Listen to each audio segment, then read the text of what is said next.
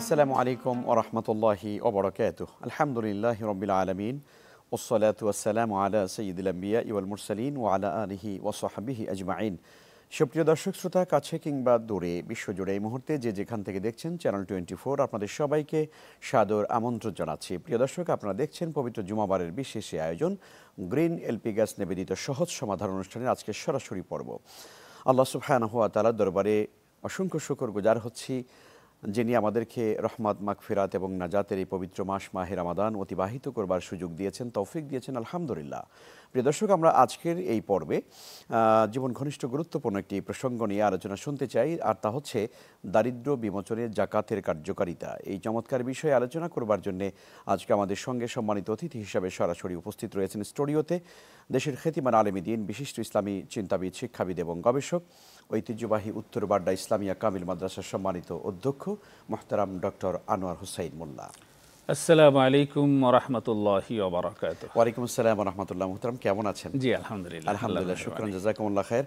আমরা আজকে সুন্দর একটি বিষয় আমরা আলোচনা শুনতে চাই। যেহেতু রমজান আসলে আমাদের সবার মধ্যেই জাকাতের বিষয়টি আলোচনায় চলে আসে, যদিও জাকাত রমজান দিতে হবে ব্যাপারটা এরকম নয়, তারপর আমরা দিয়ে থাকি সওয়াবের আশায়, আলহামদুলিল্লাহ।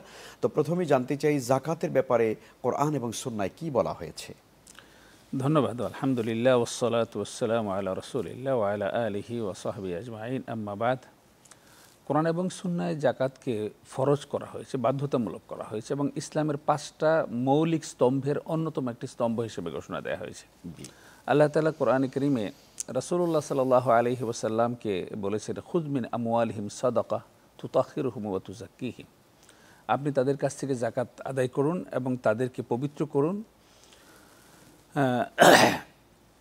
রাসূলুল্লাহ সাল্লাল্লাহু আলাইহি ওয়াসাল্লাম হাদিসে বলেছেন, বুনিয়াল ইসলাম আলা খামসিন, যে ইসলাম 5টি ভিত্তির উপরে। এটা বলেই তিনি বলেছেন প্রথমে কালিমা, দ্বিতীয় বলেছেন সালাহ এবং তৃতীয় বলেছেন ইতায়ে যাকাত, জাকাত আদায় করা। তো জাকাত আদায় করা এটা ফরজ, আল্লাহ তাআলার পক্ষ থেকে নির্ধারিত করে দেওয়া হয়েছে এবং এই জাকাত আদায় করাটা এটা কোনো করুণা নয়। ইসলাম এটাকে দরিদ্রদের প্রতি করুণা হিসেবে করেনি, এটা বাধ্যতামূলক করেছে। এটা গরিবদের হক, অফি আমওয়ালিহিম হাক্কুন লিসাইল ওয়াল মাহরুম। ধনীদের সম্পদের মধ্যে দরিদ্রদের জন্য নির্ধারিত হক রয়েছে। অর্থাৎ যে সম্পদটা জাকাত হিসেবে নির্ধারণ করা হয় সেটা হলো 2.5%, অর্থাৎ সম্পদের 40 ভাগের 1 ভাগ। বছর ঘুরে যাওয়ার পরে ধনীদের এই সম্পদটা তাদের থাকে না, এই সম্পদটা হয়ে যায় ওই 8 ক্যাটাগরির মানুষ যাদেরকে আল্লাহ রাব্বুল আলামিন জাকাত যোগ্য হিসেবে ঘোষণা করেছেন।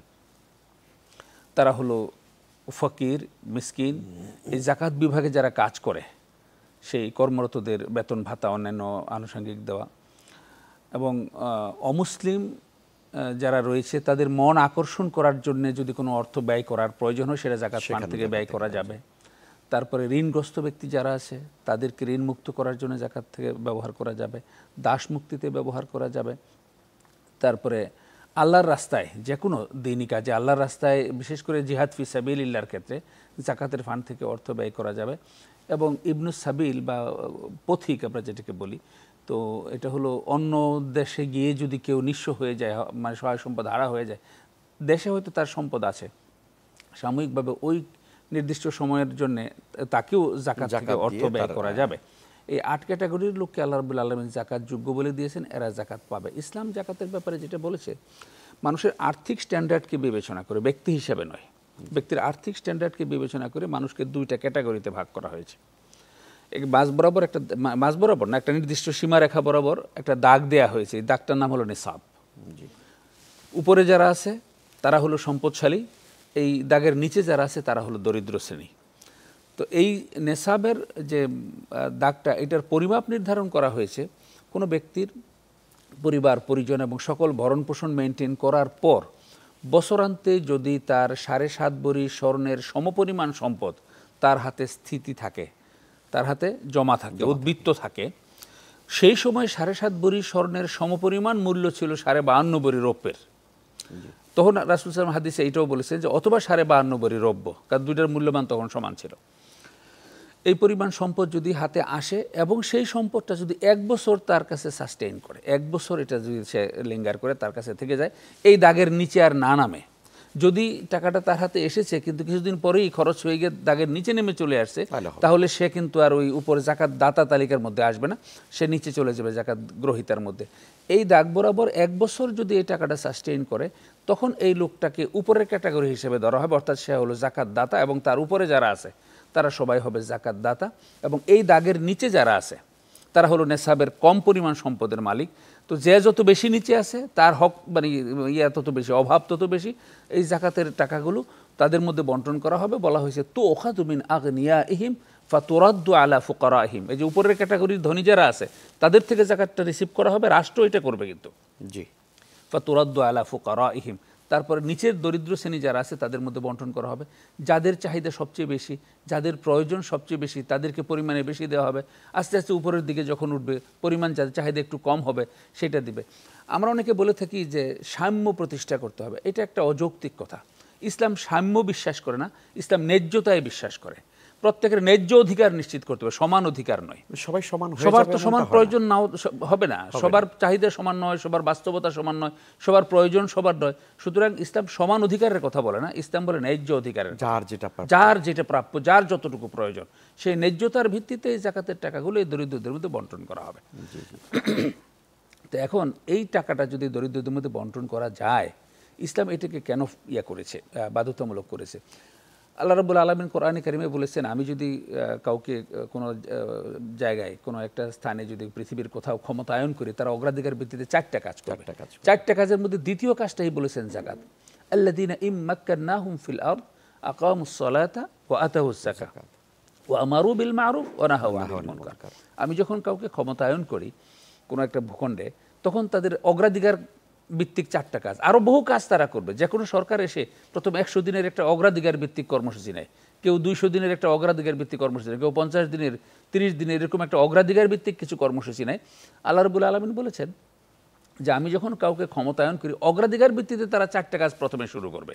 কারণ এই 4টা কাজ শুরু করতে পারলে রাষ্ট্রে একটা স্থিতিশীল এবং গতিশীল অবস্থা তৈরি হবে, পরবর্তীতে অন্যান্য কার্যক্রমগুলো সুন্দরভাবে করা সম্ভব হবে। সেই 4টা কাজ কি? ব্যক্তি পরিশুদ্ধির জন্য সালাত, নিজেকে তৈরি করার জন্য, যে ইন্নাস সালাতা তানহা আনিল ফাহশাই ওয়াল মুনকার, সালাত ব্যক্তির সমস্ত মুনকারাত থেকে তাকে পবিত্র করবে, ফাহশা থেকে, অশ্লীলতা, খারাপ কাজ থেকে ফেরাবে। দ্বিতীয়ই বলে অর্থনৈতিক সংস্কারের জন্য জাকাত, যে তারা প্রথমে সালাত কায়েম করবে, দ্বিতীয় তারা জাকাত আদায়ের ব্যবস্থা করবে। এই যে জাকাতটা, এটা ফরজ করা হয়েছে, এবং এটার মানে বাস্তব কারণ যেটা, সেটা হলো, মনে করেন কোনো একটা সোসাইটি আছে, যেই সোসাইটিতে সম্পদ একটা শ্রেণীর কাছে সমস্ত সম্পদ, আর বাকিরা একেবারেই নিঃস্ব। যদিও পৃথিবীতে এরকম কোনো সোসাইটি পাওয়া যাবে না। 1% থেকে 100% পর্যন্ত বিভিন্ন স্তরে বিভিন্ন মানুষের কিন্তু সম্পদ আছে। ওরকম কোনো একটা সোসাইটিও যদি হয়, তাহলে আমরা যে নেসাবের যে দাগটা টানলাম, সেই দাগে তাদের সমস্ত সম্পদের 2.5%, অর্থাৎ 2.5%, 40 ভাগের 1 ভাগ বছরে একবার জাকাত দিতে হবে। তাহলে উপরের শ্রেণীতে যারা আছে, যাদের কাছে সমস্ত সম্পদ, তাদের টাকা, মনে করেন এই বছর 2025 সনের রমজানে জাকাত দেওয়া শুরু হলো, 25 সনের রমজানে তারা 100% সম্পদের মালিক ছিল, তাদের চলে আসবে তারা 97.5%, 2.5% জাকাত হিসেবে রাষ্ট্র নিয়ে আসবে তাদের কাছ থেকে। এই টাকাটা আবার ওই মানে ওই যে দরিদ্র শ্রেণীকে 2.5% দিয়ে দিবে, তাহলে তার 2.5% উপরে উঠে যাবে, ওরা 2.5% নিচে নেমে যাবে। ফলে দেখা যাবে তাদের মধ্যে ব্যবধান কমে, আগে ছিল 100% ব্যবধান, এখন কমে আসলো 95% চলে আসলো, 5% কমে গেল। উপরের থেকে নিচে নামলে তারা 2.5% আর এরা 2.5% উঠলো। তাহলে আবার ঠিক এই ঘটনাটা আবার ঘটবে আগামী বছর, অর্থাৎ প্রতি বছর এইভাবে 5% করে রিডিউস হতে থাকবে। তো এইভাবে যদি হয়, তাহলে আমরা হিসাব করে দেখেছি যে 20 বছর যদি জাকাত ব্যবস্থাটা কার্যকর করা যায়, তাহলে এরকম কোনো একটা সোসাইটি যদি থাকে যেইখানে সমস্ত সম্পদ একটা বিশেষ গোষ্ঠীর কাছে, সেইখানেও যদি জাকাত ব্যবস্থাটা প্রবর্তন করা যায়, তাহলে এই যে মানে আকাশচুম্বী যে ধনী এবং দরিদ্রের যে বৈষম্য, এটা আস্তে আস্তে মিনিমাইজ করে একটা স্ট্যান্ডার্ড লেভেলে নিয়ে আসা সম্ভব। এটারই বাস্তব নমুনা আমরা দেখেছি।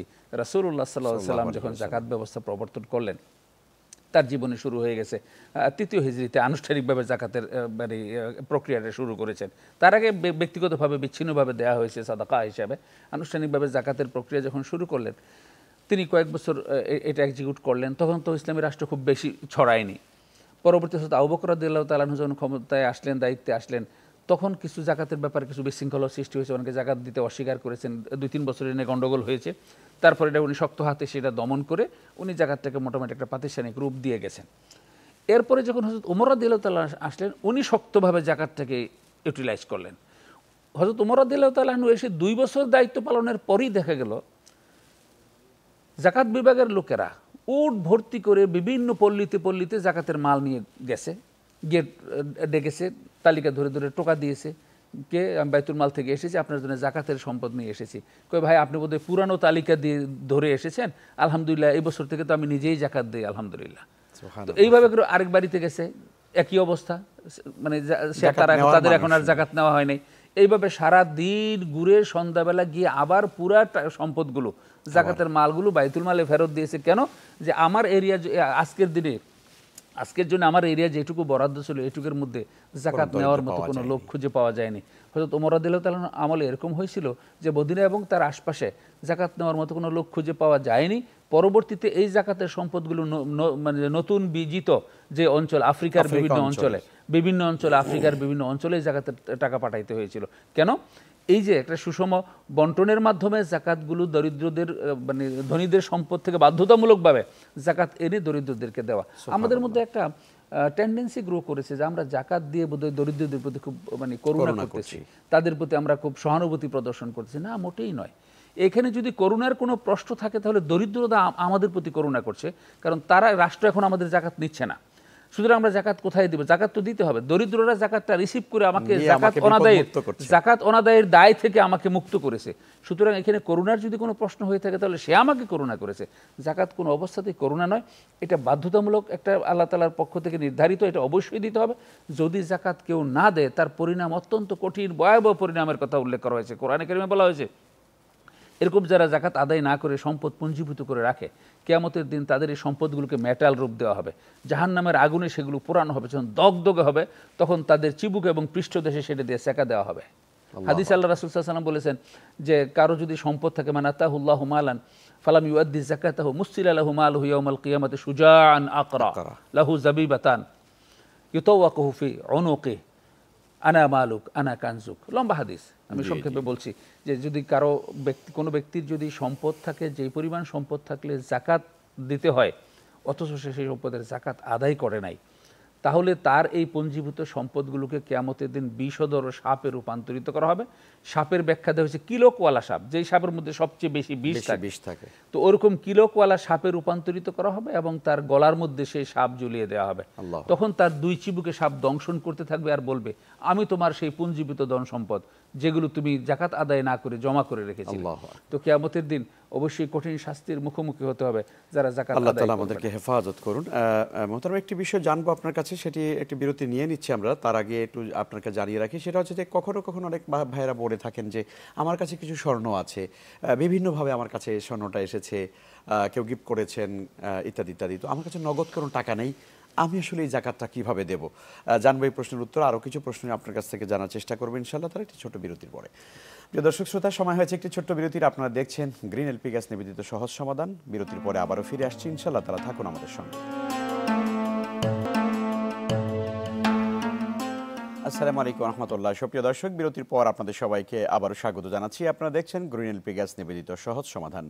দর্শক, আমরা আজকের পর্বে অত্যন্ত জীবন ঘনিষ্ঠ একটি বিষয় নিয়ে আলোচনা শুনছিলাম, তা হচ্ছে দারিদ্র্য বিমোচনে জাকাতের কার্যকারিতা। আলোচনায় আছেন আমাদের সঙ্গে বিশিষ্ট ইসলামী চিন্তাবিদ এবং শিক্ষাবিদ ডক্টর আনোয়ার হোসাইন মোল্লা। মোহতারাম, আপনার কাছে আমরা আবার আসছি। বিরতির আগে যে বিষয়টি জানতে চেয়েছিলাম যে কারো কাছে যদি ধরুন কিছু স্বর্ণ আছে, সেটার পরিমাণ 10 ভরি হতে পারে, কিন্তু নগদ কোনো টাকা নেই, বা কম বেশি স্বর্ণ আছে নগদ টাকা নেই, কীভাবে জাকাত দেবেন? আর আরেকজন ভাই প্রশ্ন করেছেন যে ওনার কাছে 10 বা 11 লাখ টাকা বিজনেসে উনি খাটিয়েছেন, খুব বেশি লাভ টাভ তেমন কিছু লাভ লস কিছুই হয়নি, এই টাকারও জাকাত ওনাকে দিতে হবে কিনা? জি, ধন্যবাদ। প্রথম কথা হলো জাকাত দিতে হবে মূলধনের উপরে। জি, লাভ এবং মূলধন সহ বছরান্তে যে স্থিতিটা থাকবে, আমরা বিরতির আগে যে স্ট্যান্ডার্ডটা বলেছিলাম, দাগের উপরে যারা রয়েছে তাদের বছরান্তে তাদের প্রত্যেকটা টাকাই কিন্তু 1 বছর ঘুরতে হবে না। দাগের উপরে হয়ে গেলে উনি একটা নির্দিষ্ট সময়ে জাকাত ক্যালকুলেট করবেন। মনে করেন উনি রমজান মাসের 15 তারিখে জাকাত ক্যালকুলেট করেন, রমজান মাসের 15 তারিখে ওনার কী স্থিতি আছে, ওনার নিজস্ব অ্যাসেট বলতে কি কি আছে? আপনি যেরকম বললেন যে 11 লাখ টাকা ওনার আছে, এই 11 লাখ টাকা প্রথমে হিসাবে ধরবেন। উনি যদি কোনো দেনা থাকেন, অন্য কেউ যদি তার কাছে পাওনা থেকে থাকে কিছু, মনে করেন ওনার 1 লাখ টাকা দেনা আছে, তাহলে সেই 1 লাখ টাকা উনি মাইনাস করবেন। মাইনাস করলে থাকলো কত? 10 লাখ টাকা। 11 লাখ টাকা থেকে 1 লাখ টাকা চলে গেল। কিন্তু তিনি আবার অন্যের কাছে পাবেন আরো 50,000 টাকা, যে টাকাটা উনি নিশ্চিত পাবেন বলে মনে করছেন। পাওনার ব্যাপারে 3টে স্ট্যান্ডার্ড। যেই টাকাটা নিশ্চিত পাবেন এটা হিসাবে ধরবেন, যেই টাকাটা 50-50 পাইতেও পারেন নাও পাইতে পারেন, সেটা ওনার এখতিয়ার। ইচ্ছা করলে তিনি এখন ওইটার জাকাত দিয়ে দিতে পারেন, ইচ্ছা করলে এটা উনি স্টপ করতে পারেন। যখন পাবেন তখন পিছনের যে একই বছর পরে তিনি টাকাটা পেলেন, একই বছরের জাকাত সহ একসাথে দিয়ে দিবেন। আর যেই টাকাটা তার পাওয়ার সম্ভাবনা একেবারেই নাই, সেই টাকাটা উনি দেওয়া বন্ধ রাখবেন। যদি আল্লাহ কোনোদিন এটা মিলিয়ে দেন, তাহলে সেই টাকার জাকাত পিছনের দিন হিসাব করে দিবেন। তাহলে ওনার এই 3 ক্যাটাগরির মিলিয়ে ওনার প্রথম এবং দ্বিতীয় ক্যাটাগরির হিসাবে যতটুকু মনে করেন 50,000 টাকা তার উনি পাওনা আছেন, নিশ্চিত পাওনা আছেন, সেই 50,000 টাকা আবার যোগ হবে। তাহলে 10,50,000 টাকা হলো। এটা হলো তার জাকাতযোগ্য লিকুইড মানি। এটার সাথে যোগ হবে তার যদি কোনো স্বর্ণালঙ্কার থাকে, সেই স্বর্ণালঙ্কার আরও মনে করেন 5 ভরি কি 10 ভরি স্বর্ণ আছে, 3 ভরি স্বর্ণ আছে, তো সেই মানে 5 ভরি স্বর্ণ এটার সাথে যুক্ত হবে। তার যদি কোনো ব্যবসায়িক পুঁজি থাকে, সেই ব্যবসায়িক পুঁজি এটার সাথে যুক্ত হবে। এই জিনিসগুলো হলো তার জাকাতযোগ্য সম্পদ। এতে গিয়ে ওনার ফিগারটা যেটাই দাঁড়াবে, সেই ফিগার থেকে 2.5%, বছরে 2.5% হিসাবে, 40 ভাগের 1 ভাগ হিসাবে যত টাকা আসে তত টাকা তিনি জাকাত ফান্ড হিসেবে হিসাবটা আলাদা করে রাখবেন। নট নেসেসারি যে পুরো টাকাটাই তাকে রমজানে বিতরণ করে ফেলতে হবে। গরিবের প্রয়োজন কিন্তু সারা বছরই রয়েছে। আমরা অনেকে করি কি, জাকাতের সমস্ত টাকা গরিবদেরকে রমজানেই দিয়ে দেওয়ার জন্য, রমজানে দিলে আমরা সওয়াব পাবো বেশি, এই আশায়। কিন্তু আমি যদি হিসাবটা ক্লিয়ার করে ফেলি, রমজানে আমার জাকাত ক্যালকুলেট করে আমার জাকাত এত লক্ষ, এত হাজার, এত টাকা জাকাত হয়েছে, এবং এই হিসাবটাকে সেপারেট করে ফেলি এবং টাকাটা সেপারেট করে ফেলি, তাহলে কিন্তু আল্লাহ তাআলা, আমি এটা গরিবদের হাতে যদি পরবর্তী 11 মাস দূরে যদি আমি পর্যায়ক্রমে আস্তে আস্তে তাদের কাছে পৌঁছাই, তাহলেও রমজানের জাকাতের টাকা হিসাব করে সেপারেট করে ফেলেছি হিসাবে আল্লাহ তাআলা কিন্তু রমজান হিসেবে আমাদেরকে সওয়াব দেবেন ইনশাআল্লাহ। তো এই ভাই যদি ওনার অন্য কোনো সম্পদ না থাকে, তাহলে ব্যবসায়িক টাকা যতটুকু আছে, ঋণটা তিনি পাওনাটা যোগ করবেন আর দেনাটা তিনি বাদ দিবেন। বাদ দেওয়ার পরে যদি আর কোনো স্বর্ণালঙ্কার না থাকে, তাহলে সেটা তিনি অনেক ধন্যবাদ। আমরা প্রশ্ন উত্তর পেলাম। দারিদ্র্য বিমোচনে আসলে জাকাতের যে কার্যকারিতা, এটা নিয়ে সংক্ষেপে যদি একটু বলেন। আসলে দারিদ্র্য বিমোচনে জাকাত অত্যন্ত কার্যকর একটা পদক্ষেপ। আমরা আলোচনায় আমরা বলেছি যে আল্লাহ তাআলা কিন্তু এই পৃথিবীতে ধনী গরিব আল্লাহ তাআলা সৃষ্টি করেছেন, কিন্তু যে পরিমাণ সম্পদ মানুষের প্রয়োজন, এই পরিমাণ সম্পদ কিন্তু মানুষকে আল্লাহ তাআলা দিয়েছেন। সুষম বন্টন না থাকার কারণে এই সম্পদগুলো কিছু লোকের আছে প্রয়োজনের অতিরিক্ত তাদের দখলে রয়েছে, আবার কিছু লোকের আছে যে প্রয়োজন যতটুকু ততটুকুও তাদের কাছে নেই। এইটাকে আবার রিঅ্যারেঞ্জ করার জন্য আল্লাহ রাব্বুল আলামিন এই জাকাত ব্যবস্থা করে। ইসলামী অর্থ ব্যবস্থার অনেকগুলো কম্পোনেন্ট রয়েছে দারিদ্র্য বিমোচনের, এর মধ্যে একটা হলো জাকাত, এবং জাকাতটাকে অনেক বড় কম্পোনেন্ট মনে করা হয়। জি, অর্থাৎ দরিদ্রের যে পরিমাণ সম্পদ রয়েছে, সেই সম্পদের জাকাতের 2.5% যদি দরিদ্রদের মধ্যে বন্টন করা হয়, তাহলে সেই সম্পদটুকু কিন্তু আপনার এদের মধ্যে বন্টন করার কারণে তারা যে দারিদ্র্য সীমার নিচে যে চরম জীবন যাপন করছে, আমরা দারিদ্র্যকে দুই ভাগে ডিফাইন করি। একটাকে বলি এক্সট্রিম পভার্টি বা চরম দারিদ্র্য, যার কোনো টাকা পয়সাই নেই, মানে ইসলামী কোরআনের ভাষায় যাদেরকে মিসকিন বলা হয়েছে, চরম দরিদ্র যারা, এর মানে মিসকিন যার কিছুই নেই। আর আরেকটা হলো মানে জেনারেল পভার্টি, তাদের হলো জাতিসংঘ এবং WHO যে স্ট্যান্ডার্ড, সেই স্ট্যান্ডার্ড অনুযায়ী যার দৈনিক ইনকাম $1 চেয়ে কম, $1 চেয়ে দৈনিক ইনকাম যাদের কম, তাদেরকে বলা হয়েছে দরিদ্র। আচ্ছা, তো এখন ইসলাম কিন্তু বলেছে যে যাদের কিচ্ছু নেই তারা হলো মিসকিন, আর যাদের কিছু আছে কিন্তু তার প্রয়োজনের তুলনায় যথেষ্ট নয়, নেশাব পরিমাণ তার সম্পদ নয়, তারা হলো ফকির। এই দুইটা ক্যাটাগরিতে আমরা যদি ওই জাকাতের মানে অর্থগুলো বন্টন করি, তাহলে তাদের এই দারিদ্র্য সীমার নিচ থেকে পর্যায়ক্রমে আস্তে আস্তে উঠতে পারবে। 2.5% সম্পদ যদি তারা টোটাল অ্যাসেডের, একটা রাষ্ট্রের যত সম্পদ আছে সেই সম্পদের টোটাল অ্যাসেডের 2.5% সম্পদ যদি এই দরিদ্র শ্রেণীর মধ্যে বন্টন করা হয়, যেমন কিছুদিন আগে একটা গবেষণায় বেরিয়ে আসছে, আমাদের দেশে শুধু লিকুইড মানি যেটুকু আছে, এইটুকু যদি মানে জাকাতের জন্য ক্যালকুলেট করা হয়, তাহলে 1 লক্ষ কোটি টাকা জাকাত আদায় হতে পারে শুধু লিকুইড মানির এগেইনস্টে। তারপরে অন্যগুলো তো আরো আছে, তাহলে সেই টাকাগুলো দিয়ে যদি দারিদ্র্য বিমোচনের জন্য কাজ করে, তার জন্য ইন্ডাস্ট্রি করে দেওয়া হয়, তাদের জন্য নানা রকমের উন্নয়নমূলক প্রকল্প করে দেওয়া হয়, তাহলে তারা দারিদ্র্য বিমোচন অবশ্যই। ধন্যবাদ আপনাকে। শেষ করতে হচ্ছে প্রিয় দর্শক শ্রোতা, এই ছিল আমাদের আজকের আয়োজন। ইনশাআল্লাহ তাআলা আমরা প্রত্যেকে জাকাতের কার্যকারিতা নিয়ে বাস্তব জীবনে বাস্তবায়নে আমরা কাজ করবো। আল্লাহ তাআলা আমাদের সবাইকে সেই তৌফিক দান করুন, আমিন। আসসালামু আলাইকুম ওয়া রাহমাতুল্লাহি ওয়া বারাকাতুহু।